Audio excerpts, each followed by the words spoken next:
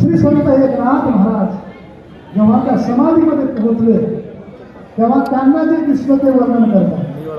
दिव्य तेज पुंज मदनाचा पुतळा परब्रह्म केवळ बोधती. ज्ञानोबा म्हणजे प्रत्यक्ष परब्रह्म असे अनेक प्रमाण आपल्याला सापडतील. म्हणून ज्ञानोबा आणि परमात्मा वेगळे नाही.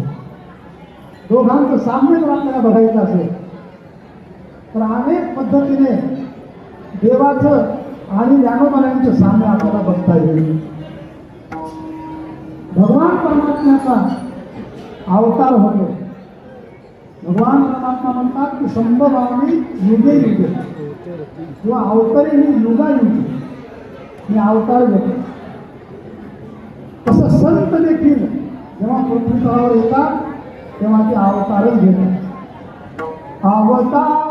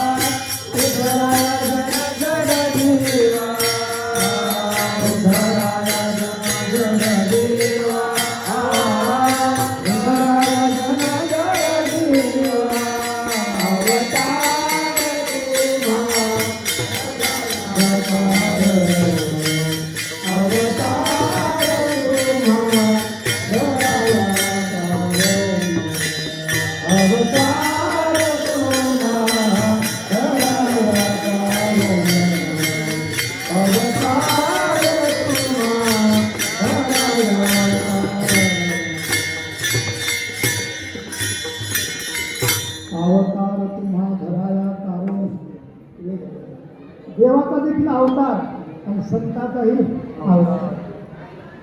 देवाचा जन्म झाला अष्टमीला, ज्ञानोबायांचा जन्म झाला अष्टमी.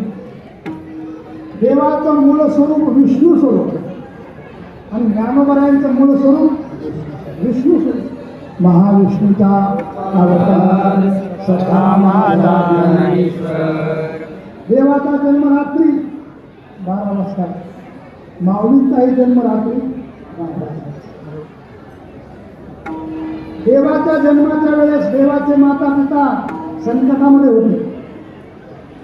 त्यांना बंदीखान्यामध्ये ठेवलं. ज्ञानोबायांचे माता पिता देखील संकटात होते. त्यांना गावकऱ्यांनी काढून दिलं. सिद्धपेठामध्ये राहत होते. त्यांचा जन्म देखील बंदीखाना झाल्यासारखाच झाला. देवाचा जन्म झाल्यावर देवाला आपल्या माता पित्यांचा वियोग झाला. माता पिता त्यांना सोडून दिले किंवा ते आणि माता पित्यापासून दूर गेले. ज्ञानोबायांच्या जीवनात देखील तेच झालं. काही दिवसात लगेच माता पिता यांचा विरोध घेऊन निघून गेले. म्हणजे साम्यता संतांच्या अवतारामध्ये आणि देवाच्या अवतारामध्ये किती साम्य. पुढे बघा, देवाने गोवर्धन उचलला. जगला मातीचा गोवर्धन देवाने करमळून उचलला. आणि माझ्या माऊली ज्ञानोबारायाने जगला मातीची भिंत चालवली जणा भिंती हरे जावयाची चालवली जणा भिंती हरे जावयाची चालवली जणा भिंती हरे जावयाची चालवली जणा भिंती हरे जावयाची मोक्ष मार्गी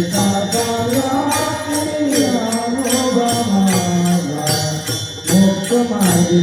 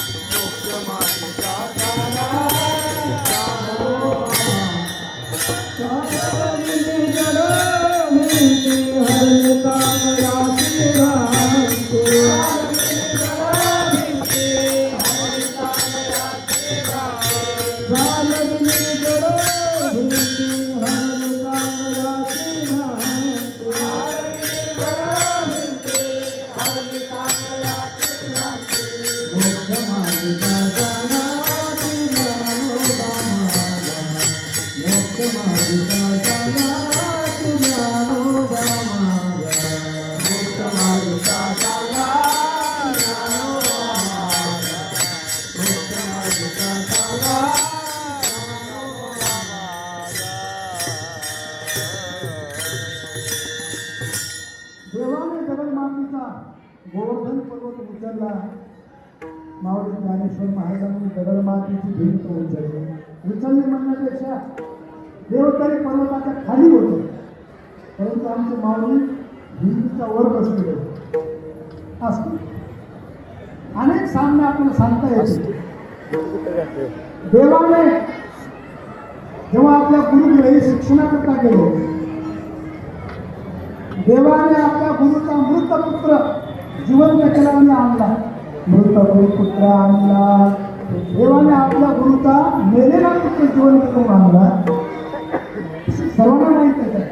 परमात्मा आपल्या गुरुजीकडे गेले आणि म्हटले, गुरुजी काय गुरु दक्षिणा देऊ तुम्हाला, माझं शिक्षण पूर्ण झालं. गुरु म्हटले, मला काही लागत नाही, पण गुरु मातेला विचार. म्हणून परमात्मा असणारे गुरु मातेकडे गेले. गुरु मातेने सांगितलं, देवा आपण करतो माता तू अन्यथा तुम शक्ती संपन्न आहात मला माहीत. जर शक्य झालं तर माझा मेलेला पुत्र तुम्ही जिवंत करून आला, काही हरकत नाही म्हटलं. आणि परमात्मा गेले, समुद्रामध्ये शोधलं, समुद्रात नाही सापडला, शोधली, यमलोकात गेले आणि यमलोकातून आपल्या गुरुचा पुत्र कशाला कसा परत घेऊन आला. मेलेले आणि उद्भव तसा आमचा ज्ञानोपरायने मेलेले मृत झालेले जिवंत केले. पैठणला श्री संत एकनाथ महाराज त्याच पैठणमध्ये धर्मसभा होत होती. माऊली ज्ञानोबराय न्याय मागण्याकरता पैठणला गेले असतात. तिथे ज्यांच्या घरी थांबले होते ते ज्ञानोबरायांच्या वडिलांचे नाते होते. पितृपाठ लागला, त्यांच्या घरी पितरांची पंगत होती. त्यांनी भोजन तयार केलं, परंतु ज्ञानोबराय त्यांच्या घरी राहतात म्हणून भावकीच्या लोकांनी त्यांना वाईट म्हणजे तुमच्या घरी संन्याशाची मुलं राहतात, आम्ही तुमच्याकडे पितळ जेवणाकरता येणार नाही. गावातील सर्वच लोकांनी निर्णय घेतला की आम्ही जेवायला येणार नाही. आता काय करायचं? ते म्हटले, माऊली ज्ञानोबा तुम्ही माझ्या घरी आहेत म्हणून आमची भावकी आमच्या घरी कोणी जेवायला येणार आहे. स्वयंपाक तर तयार केलेला आहे, आता काय करायचं? माऊली म्हटले, चिंता करू नका, एकदा जाऊन त्यांना विचारा येतात का म्हणून. आणि ते जर नाही आले तर त्यांचे बाप येतील. म्हणजे असं कसं म्हटलं? पुन्हा असणारे ते त्यांना विचारण्याकरता गेले, गावामध्ये तुम्ही जेवायला येणार का? मग ते नाही येणार. परत आले. माऊली ज्ञानोबरायांनी त्यांच्या सर्व पितरांना पितृलोकातून खाली बोलवले. सर्व पित्र असणारे खाली आले आणि त्यांच्या घरी जेवायला बसले. अध्याय सुरू झाला.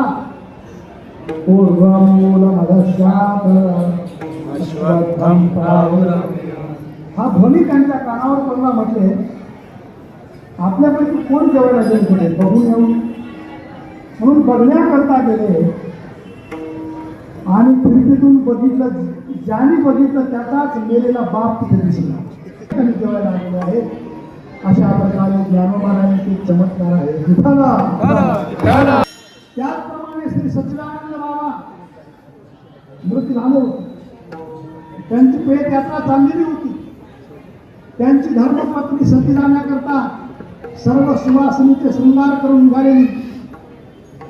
तिने बघितलं की रस्त्याला ज्ञानेश्वर माऊली आहेत, त्यांचं दर्शन करून जाऊ म्हणून ती ज्ञानेश्वर माऊलींच्या दर्शनाकरता गेली. त्यांना नमस्कार केला. माऊलीने तिच्या अंगावर सुवासिनीचे सर्व अलंकार बघून तिला आशीर्वाद दिला, सौभाग्यवती भव. तिने विचारलं, महाराज हा आशीर्वाद या जन्माचा आहे की पुढील जन्माचा? माऊली म्हणते, असं कसं होऊ शकेल? माझी या सत्यवादाचे वाचा केली बहु,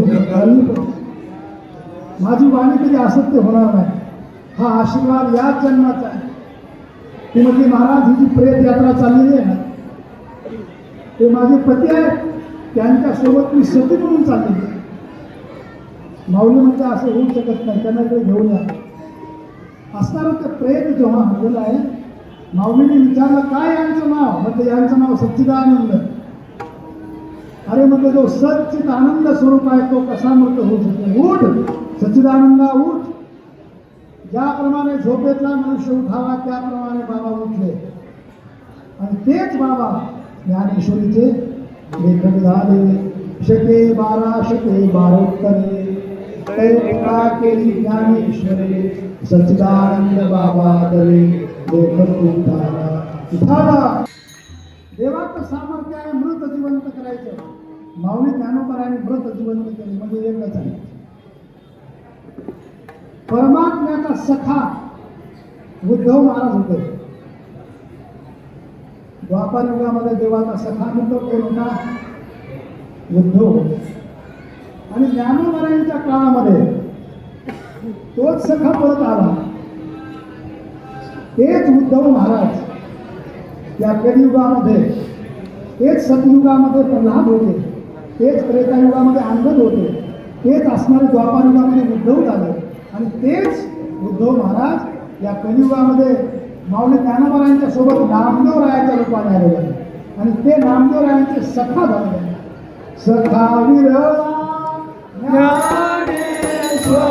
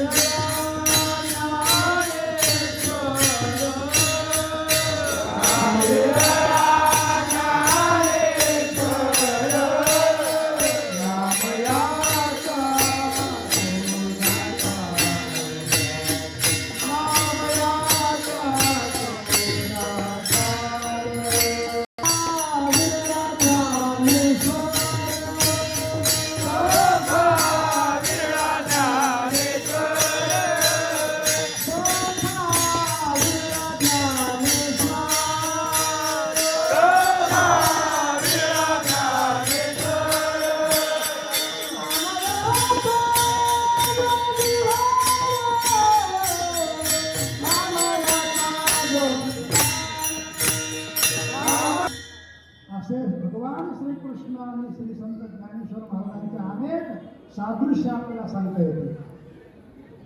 संपूर्ण भागवतच जरी आपण ज्ञानोबरायांच्या आकडे लावायचा प्रयत्न केला तरी लावू शकतो. भगवान श्रीकृष्णाने 12 कोस अग्नी प्राशन केला. आपल्या पोटामध्ये अग्नी स्थापन केला. माऊली ज्ञानोबरायांनी तेच केलं. जेव्हा श्री संत गुरुदेव गुरुजीनाथ महाराजांना मांडे खाण्याची इच्छा झाली तेव्हा कोणी खापर दिले नाही. ज्यांनी दिलं त्यांचं सोडून टाकलं. आई साहेब मुक्ताई आई साहेब जेव्हा आलेले आहेत त्यांनी सांगितलं ज्ञानदादा अरे निवृत्ती दादाला मांडे करून घालायचे होते परंतु मला खापर कोणी दिले नाही. आता मांडे कुठे करू? तेव्हा माऊली म्हटले काही चिंता करायची नाही. तेच मांडे असणारे तू माझ्या पाठीवर भाजू शकतेस. आणि ज्ञानोबरायांनी आपला योग आगवले आपली पाठ लाल रुंद केली आणि आदिशक्ती मुक्ताबाईने असणारे मांडे ज्ञानोबरायांच्या पाठीवर भाजले. सांगण्याचं तात्पर्य आहे भगवान श्रीकृष्णांच्याही उदरामध्ये अग्नी आणि माऊली ज्ञानोबरायांच्याही उदरामध्ये अग्नी. भगवान श्रीकृष्णाने गीता नावाचा ग्रंथ सांगितला. अर्जुना संकट पडता भारी गीता सांगे हरी कुरुक्षेत्री. भगवंताने कुरुक्षेत्रावर गीता सांगितली. महाराज म्हणतात नाथ बाबा म्हणतात अहो ज्यांनी गीता सांगितली ना तोच तर आहे हा. तोची अवतार तोची अवतार तोची अवतार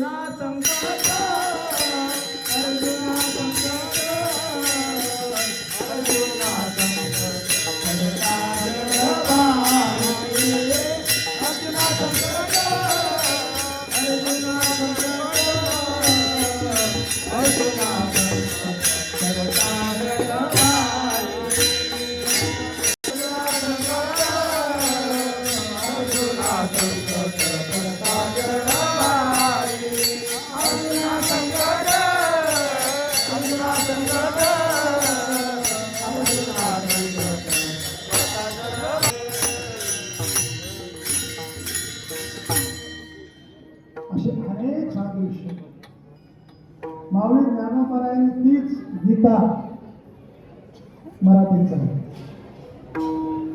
देवाने जेव्हा गीतापर्यंत सांगितलं, नंतर देवाच्या लक्षात आलं की आपल्याकडून एक थोडीशी उणीव आहे. आपण गीता संस्कृतमध्ये सांगितली, परंतु संस्कृत काही सर्व लोकांना समजेल नाही. मला आता बघा, एक चूक झाली की तिला दुरुस्त करावं. मोठ्यांची चूक सर्वांना भोगावी लागते.